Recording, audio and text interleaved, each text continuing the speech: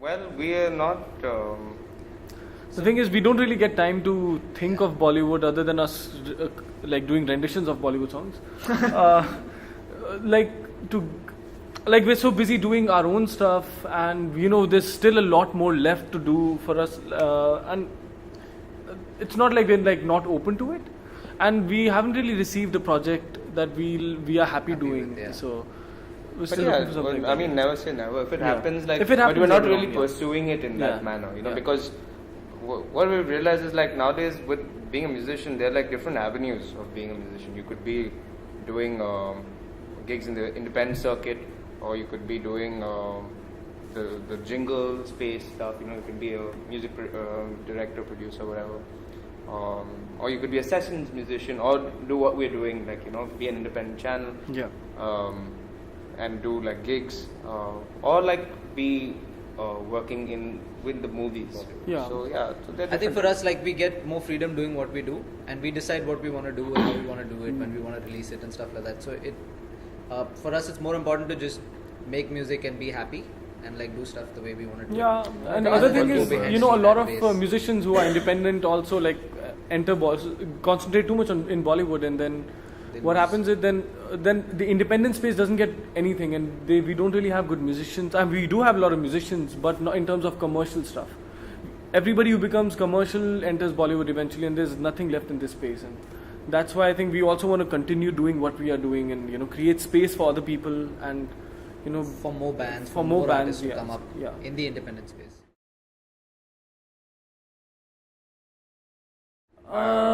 Luckily, no. For They've them, always- no. not for these they've- two, they've because really, their parents yeah. have been very supportive. Yeah. So my dad was in the army. He just retired recently.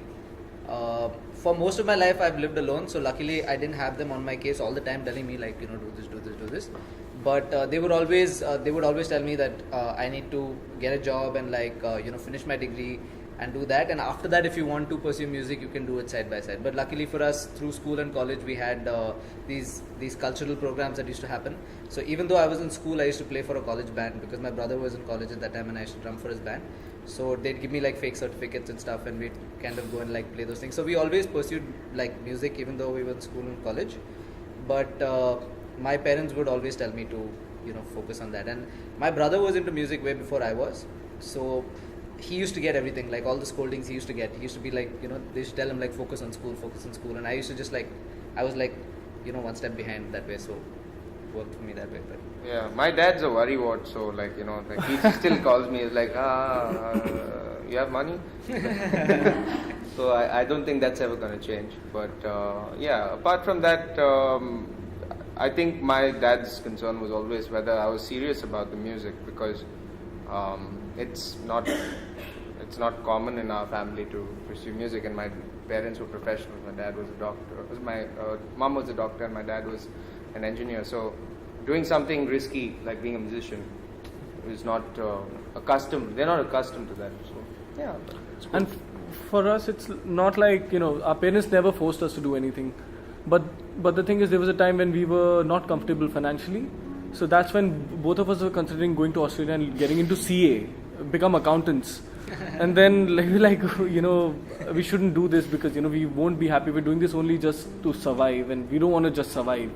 We want to enjoy what we do, and that's when we thought, let's just continue doing music. Let's be patient, and yeah. But I think Then a we came lot to of Bombay. people fact, do that. when we like formed they a look band, like after we had formed, Venki was still working in Bangalore and I was working here in Bombay, and we were like, so at nights we'd go to their place and we'd record and stuff like that. Then we kind of got to a point where we had to make this decision, because it was like, if we're doing this, then it's like music always gets like the backhand, like we're like, okay, we finish our job and then kind of do music. So we decided just quit. Like when you're in a situation where there's nothing else and it has to work, then you'll make it work. That's very quick. Very cute. So quick. Yes, okay. He's from collaboration. I was. collaboration. That's the first collaboration. That was the first That was the first collaboration. collaboration was. Well, there are many artists, and it's very hard to pick one because there's like Lisa.